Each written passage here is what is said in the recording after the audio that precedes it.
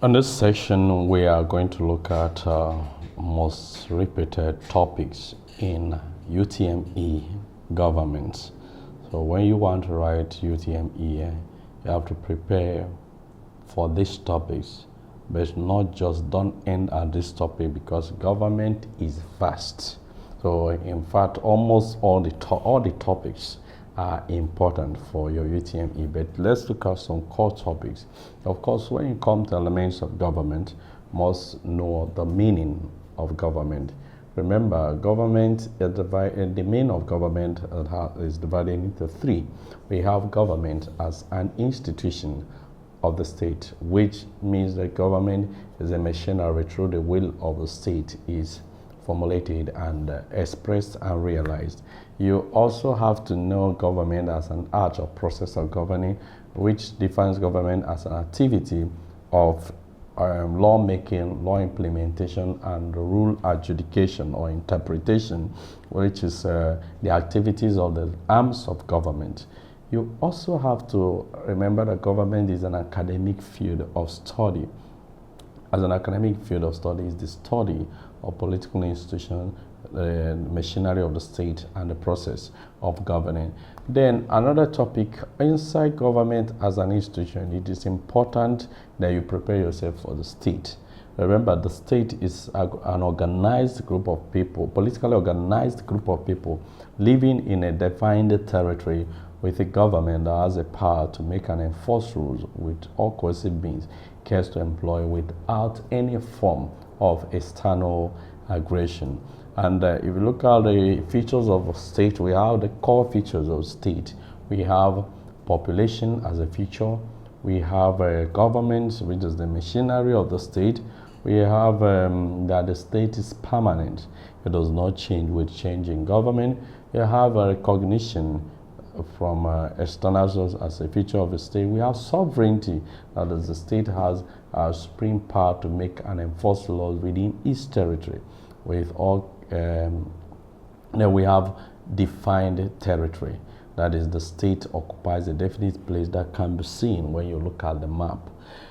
Another topic that is very important, we see questions coming from pressure groups.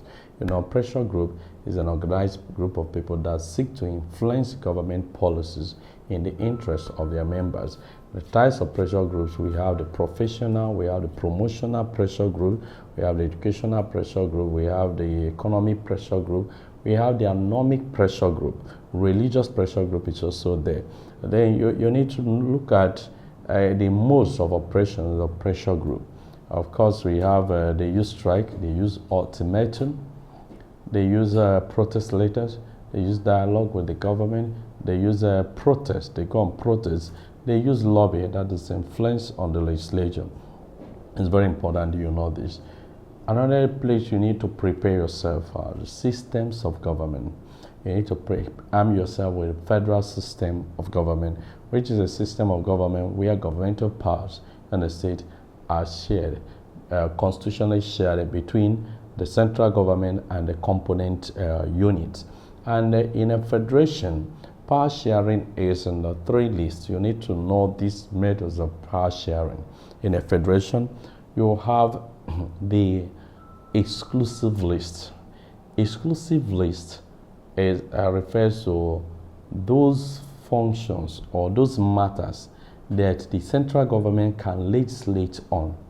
They are the matters that are concerned to the federal government alone. The state government or the component units have no business with these matters. Matters like international affairs, central bank, currency, and in the case of Nigeria, police, the military, and so on.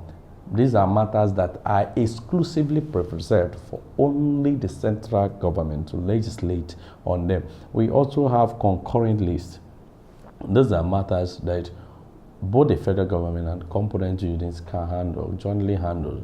They make law, both of them make laws on these matters. We have education, we have agriculture, we have transportation. We also have matters like, of course, education.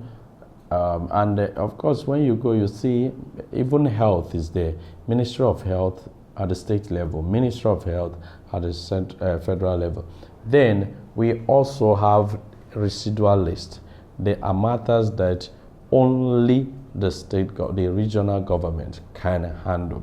You need to understand the reasons for federation, heterogeneity of the society, population of the society, the need for the union, and fear of minority.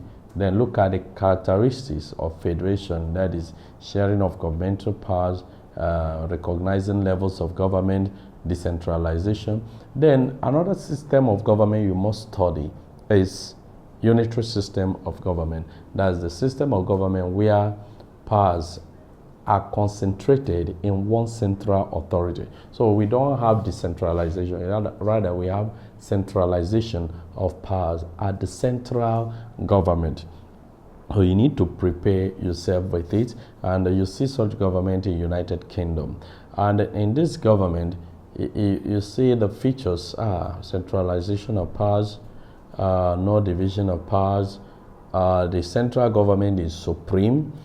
Then in the systems of government, you need to also prepare yourself for presidential and parliamentary system of government.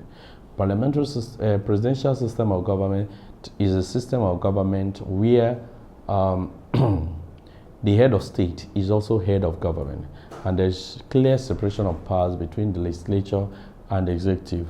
The fact that a member of the legislature cannot be a member of the executive. You look at the features like individual responsibility, clear separation of powers, and so on. And you need to study the advantages and the disadvantages of this presidential system. Another repeated topic you need to look at is parliamentary. In fact, parliamentary is more repeated than presidential system of government. Parliamentary is a system of government. We also call it cabinet or Westminster, as a system of government where the head of state is different from the head of government, and there is no clear separation of powers between the legislature and the executive, because members of the executive are also members of the legislature. Now, the head of state is the president or monarchy. The head of government is the prime minister. Nigeria practiced it during independence and the First Republic in 1963.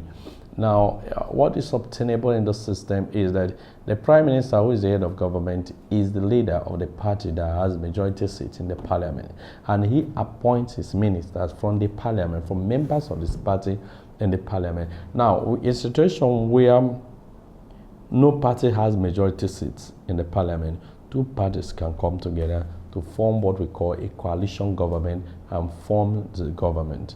When Nigeria has practiced this during independence, during the 1959 election, no party has the majority seat in the parliament. So the NPC and NCNC formed a coalition, and there is usually an official opposition party in the parliament, in a parliamentary system of government. Of course, during that time, an action group became the official opposition party in Nigeria. So you need to prepare for parliamentary system. Then you need to prepare for civil service. It's very important. This is the permanent administrative body under the executive arm of government that is responsible for formulation and implementation of government policies and programs. You need to know the features. They're anonymous. They do not, they're anonymous. They are non-partisan, that is, they don't join political parties. They are recruited based on merit and qualification. You need to look at all the features. Bureaucracy, they work based on routine. Then you need to know the functions of civil service and the problems of civil service. And it's very important for you to write WASE. You must also prepare yourself for pre-colonial administration. Pre-colonial administration of the Hausa Fulani, you need to read the history, how this man, late Usman Dan Fodio, led a jihad war against the Hausa kingdoms in 1804, 10 years war that lasted until he was able to conquer, subdue the Hausa kingdoms and enthroned an emirate system of government which is centralized under the Sokoto Caliphate, headed by Sultan of Sokoto. And on the other hand, we also have the Emir of Gandu. So we are the supreme heads of the emirate system. But number one is the Sultan of Sokoto. And we saw that the Emir was quite an authoritarian because there is no limit to his power. Then we also have the Yoruba pre-colonial administration, which Alaafin Oyo is the case study of the discussion. You also saw that one unique feature of Yoruba system is they have a system of checks and balances where the Oyomesi can actually remove the Oba for abuse of office. Then the Igbo administration, which is an acephalous society, sedimentary society that was not centralized. We have different communities that were independent on their own and have their unique culture. But one thing that unites all of them is they have some similarities in culture and they speak the same language, though a different variant or accent, dialect. We have the Igbos. Of course, the Igbos were not centralized. They didn't have any king or queen. They didn't have a particular leader or ruler. There, you need to also prepare yourself for colonial administration, how they came to our country, and the policy of British in his colonial administration, that is indirect rule. You need to prepare for this indirect rule. Remember, indirect rule is a British policy where traditional rulers are used to govern its colonies, especially in the protectorate. You need to also look at the French policy of assimilation, where the African culture are supposed to be jettisoned for the white man's culture, and that system was quite centralized. Remember, the system, due to criticisms, was changed, and they adopted a policy of association, which is similar to British indirect rule system. But it's very important that you prepare yourself for constitutional development in Nigeria, starting from pre-independence constitution, which is Clifford Constitution of 1922, that had they introduced the elective principle, legislative council, executive council. You look at the Richard's Constitution of 1946. Richard's Constitution of 1946 is known for regionalism. Remember, it's known for regionalism, dividing country into 3 regions, the North, East, and the West.